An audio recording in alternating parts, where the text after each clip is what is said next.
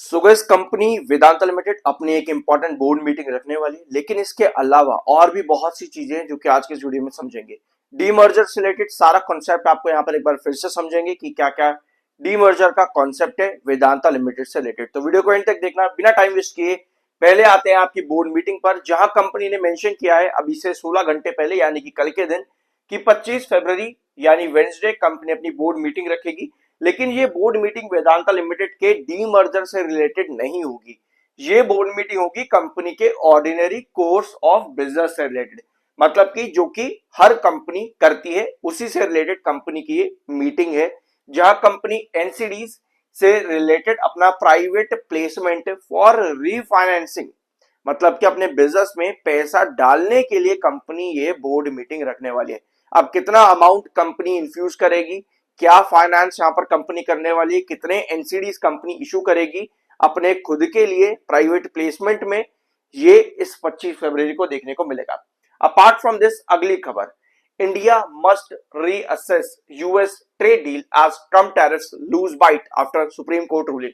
आज के दिन मैंने आप लोगों के साथ दो वीडियो लिए हैं, एक बीएसई लिमिटेड का और अडानी पावर का। इस वीडियो से पहले वहां पर मैंने आपको बहुत सी चीजें डिस्कस करी हैं कि 10% ग्लोबल टैरिफ क्या है और जो इंडिया के ऊपर 18% टैरिफ अभी था ना, उसका क्या इंपैक्ट होगा, वहां पर क्या क्या चेंजेस की पॉसिबिलिटी है। इंडियन डेलीगेट्स ऑलरेडी यूएस पहुंच चुके नेगोशिएशन टर्म्स के लिए। जो आपकी 2 फरवरी को इंडिया यूएस ट्रेड डील हुई थी ना संडे के दिन, जिसका इंपैक्ट मंडे को बड़े ब्रेकआउट के ऊपर मिला था, तो वही नेगोशिएशन टर्म्स के लिए अब फिर से इंडियन डेलीगेट्स यूएस जा चुके हैं। अब 10% ग्लोबल टैरिफ क्या है, 18% टैरिफ क्या है, वो चीजें मैंने आपको स्टूडियो में सिखाई है। लेकिन कहीं ना कहीं एक बड़ा झटका लगा है अमेरिका, डोनाल्ड ट्रंप को, उसके ही अपने सुप्रीम कोर्ट से। अब इसका फायदा क्या इंडियन मार्केट्स को मिल सकता है, वो डिपेंड करेंगे सब इस नए रीअसेसमेंट के अंडर। ठीक है, तो ये एक पॉजिटिव न्यूज रही मार्केट के लिए कल के दिन। अपार्ट फ्रॉम दिस, ये वेदांता लिमिटेड का आखिरी वीडियो था जहां पर मैंने आपको कहा था कि यहां से जब तेजी बन रही थी नॉन स्टॉप वेदांता लिमिटेड के अंदर, कि यहां से जो भी गिरावट आपकी आएगी 95 के एमएफआई, जो उस समय आपका एमएफआई 88 पर था। ठीक है, एक बार यहां पर देखना, जब मैंने आपके साथ ये वीडियो डिस्कस किया था तो आरएसआई 88 पर था, एमएफआई 83 पर था। तो इस वीडियो में हमने डिस्कस किया था आपके वेदांता लिमिटेड के लास्ट वीडियो में कि यहां पर रेड सिग्नल आपको मिलेगा गिरावट के लिए। ठीक है, तो उसके बाद वेदांता लिमिटेड में बड़ी गिरावट देखने को मिली भी। एक बार चार्ट पेन पर आओ, सब्सक्राइब कर देना अगर यहां तक आए हो तो। ये है वेदांता लिमिटेड का चार्ट, और ये लास्ट वीडियो हमने इस वाले कैंडल पर लिया था कि यहां पर गिरावट आनी होगी तो वो आपका एमएफआई और आरएसआई आपको इंडिकेशन देंगे। उसके बाद बड़ी गिरावट मिली, लेकिन उसके बाद से स्टॉक एक रेंज के बीच में कंसोलिडेट कर रहा है। वेदांता लिमिटेड में इस समय अच्छी चीज ये है कि एक डायगोनल पैटर्न के ऊपर ये स्टॉक बना हुआ है। ये डायगोनल पैटर्न के ऊपर ये स्टॉक बना हुआ है। डायगोनल के नीचे गिरावट आना एक बड़ी गिरावट को इंडिकेट करेगा। 5680 680, ये आपका क्रूशल रिजेक्शन जोन है 680 का वेदांता लिमिटेड में, और यही आपका एक हैंगिंग बेस भी बना हुआ है। यानी कि अभी जो आपकी न्यूज है ये पॉजिटिव ऑप्टिमिज्म दे रही है, मार्केट इस न्यूज का इंपैक्ट पॉजिटिव में देता है। तो वेदांता लिमिटेड में भी चांसेस हैं कि मंडे के दिन 680 क्रॉस करके आपको 700 तक के ट्रेंड्स शो कर सके Vedanta limited. Already diagonal pattern के ऊपर है, जो कि एक पॉजिटिव इंडिकेशन होता है चार्ट पैटर्न पर इन स्टॉक मार्केट। तो ये एक पॉजिटिव मोमेंटम पर अभी वेदांता लिमिटेड बना हुआ है। नेगोशिएशन टर्म्स में कुछ भी पॉजिटिव आता है तो वेदांता लिमिटेड पर भी उसका पॉजिटिव इंपैक्ट देखने को जरूर मिलेगा। तो अब आते हैं आपके डीमर्जर के बाद में क्या क्या पॉसिबिलिटी है, कौन सा बिजनेस कितना बेनिफिशियल आपके लिए हो सकता है। तो वीडियो को एंड तक देखना और प्यार से सब्सक्राइब जरूर करना। ये जो क्लिप है आगे जो इस वीडियो में आप देखने वाले हो, ये प्रीवियस वीडियोस का है, अगर आपने नहीं देखे तो इसको जरूर देख लेना। और डीमर्जर का टाइम भी अब कंपनी ने एक और बार डिसाइड कर लिया है।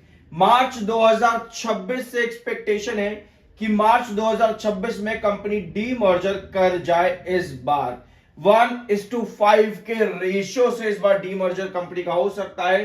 कई डेट्स कंपनी ने बीच बीच में डिसाइड करी है, बट अब की बार देखते हैं मार्च में कंपनी का डीमर्जर होता है या फिर नहीं। कंपनी में 5 डीमर्जर होंगे जिनके बारे में आपको मालूम होगा ही। Vedanta aluminium, Vedanta oil and gas, Vedanta iron and steel, Vedanta power and Vedanta limited. अकेले वेदांता में से टोटल 4 अलग अलग एंटिटीज निकलेंगी, जिसमें Vedanta limited still parent company ही रहेगा। अब डीमर्जर के बाद में आपको मिलेंगे, अगर आप डीमर्जर के रिकॉर्ड डेट से पहले बाइंग करते हो तो आपके पास शेयर्स सब कंपनीज के मिलेंगे। जो जो अलग कंपनीज एंटिटीज लिस्ट होती रहेगी मार्केट में, आपके पास उन सभी के शेयर्स अकाउंट में आ जाएंगे 1:5 के रेशियो के साथ में, यानी कि हर कंपनी का आपको लगभग एक शेयर मिलेगा। ऐसे में आपको यह समझना जरूरी है कि कौन सी कंपनी को आप आगे जाकर के होल्ड कर सकते हो, यानी कौन सा कंपनी का बिजनेस ज्यादा प्रॉफिटेबल रहेगा। अगर हम बिजनेस की बात करें तो जो जो एंटिटीज में कंपनी आगे जाकर के डिवाइड होगी, जैसे वेदांता एल्यूमिनियम एक एंटिटी कंपनी के लिए निकलेगी, जहां पर अगर हम कंपनी का बिजनेस देखें तो कंपनी हाईएस्ट प्रोडक्शन और साथ में कैपेसिटी एक्सपांशन पर काम कर रही है। इंडिया की one of the largest producer है, 46% का मार्केट शेयर अकेले वेदांता एल्यूमिनियम पूरे इंडिया की डोमेस्टिक सप्लाई का और डिमांड का अकेले ये कंपनी रखती है।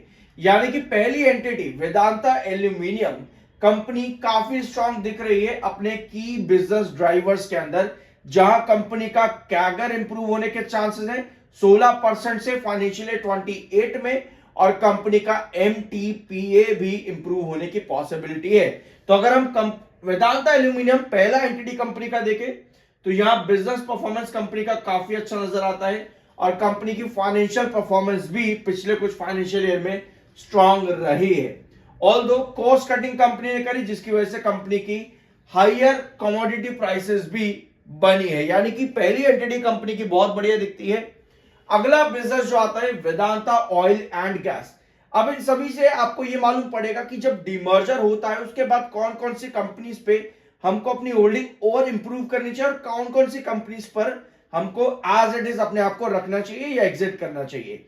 वेदांता ऑयल, पहले तो वेदांता एल्यूमिनियम आपको बढ़िया दिख रहा है, यहां पर बिजनेस वाइज कंपनी अच्छी है और प्रोजेक्शन ग्रोथ भी, और अपने आप को सेक्टर में नंबर 1 कंपनी कहीं ना कहीं रखती है, 46% का मार्केट शेयर कंपनी का है। अगली एंटिटी आती है Vedanta oil and gas. Vedanta oil and gas यहां पर क्या करती है, केम ऑयल एंड गैस का इंडिया की largest private exploration and production company है।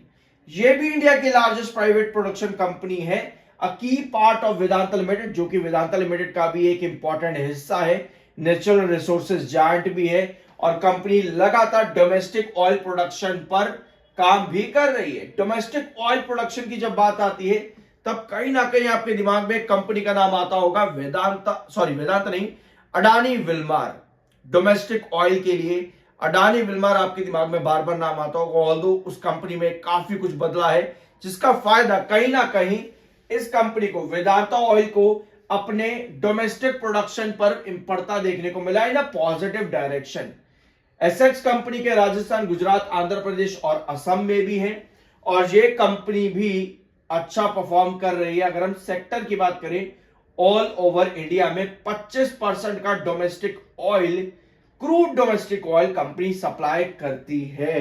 तो इंडिया के लार्जेस्ट प्राइवेट प्लेयर है ये एंटिटी भी, तो ये एंटिटी भी कंपनी की बढ़िया नजर आती है। अभी आपके पास हर कंपनी के फाइनेंशियल्स अलग अलग नहीं है, वेदांता में अकेले ही आपको इन सभी के फाइनेंशियल्स देखने को मिलते हैं। और रिसेंटली एक कंपनी और आपकी डीमर्ज हुई थी, Tata motor passenger vehicle and commercial vehicle, दोनों का डिस्टिंग्विशमेंट चैनल पर अवेलेबल है। दोनों के क्या क्या डिफरेंसेस हैं, पॉजिटिव्स और नेगेटिव्स चैनल पर आपको मिल जाएंगे, जरूर चेकआउट कर लेना। Vedanta iron and steel business, ये वाली एंटिटी कंपनी की कैसी है, ये कंपनी का major segment of the natural resources conglomerate है और इंटीग्रेट है कंपनी का स्टील प्लांट इन बोकारो के साथ में। की एस्पेक्ट्स कंपनी के ESL steel limited. Iron and steel की जब बात आती है तब आपके दिमाग में एक स्कीम चलेगी सरकार की, जो कि सरकार ने लागू करी थी 12% की safe guard duty. Tata steel में आपने कई बार यह पॉइंट सुना होगा। यह खबर आपकी आई थी अप्रैल 2025 में, जब टाटा स्टील का प्राइस कितने पर था, 128 पर। सरकार ने स्कीम लॉन्च करी 12% सेफ गार्ड ड्यूटी की, और टाटा स्टील 128 से उठ करके पता है कहां तक गया, 190 तक, एक खबर के चलते। तो यह खबर आपकी इंपॉर्टेंट रहेगी वेदांता आयरन एंड स्टील से रिलेटेड भी, ऑल दो जिस पॉइंट की मैं बात कर रहा हूं ये 26% safe guard duty in total है, जिसके 12% का एक ट्रेंच कंप्लीट कर दिया गया था सरकार की तरफ से।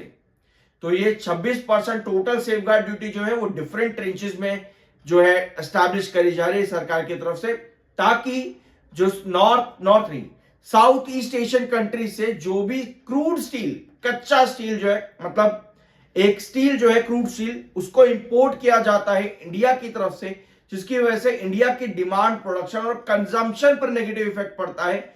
उसी एक्सपोर्ट को जो इंडिया में लाया जाता है, यानी कि इंडिया में इंपोर्ट किया जाता है, उसी प्रोडक्शन को जो बाहर से साउथ ईस्ट एशिया से आ रही है, उसी को रोकने के लिए और इंडियन डोमेस्टिक प्रोडक्शन को और कंजम्पशन को बढ़ाने के लिए, डिमांड को बढ़ाने के लिए 26% सेफ गार्ड ड्यूटी इंपोज की गई थी।